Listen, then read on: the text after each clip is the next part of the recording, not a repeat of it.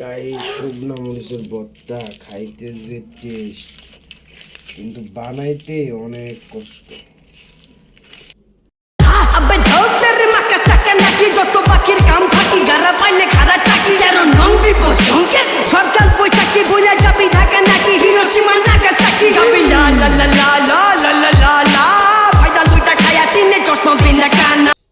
Finally এই শীতের সকালে আলু ভর্তা, বেগুন ভর্তা, সিম ভর্তা, মরিচ চাটনি গরম ভাতের সাথে খাইলে যে না খায় সে এই মজাটা বুঝবে না।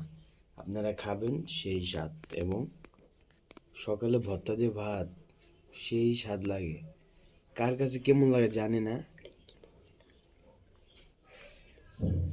আলু ভর্তা, বেগুন ভর্তা, মরিচ চাটনি, সিম ভর্তা খাইলেই বুঝবেন মজা, না খাইলে তার মজাটা বুঝবেন না। এত স্বাদ।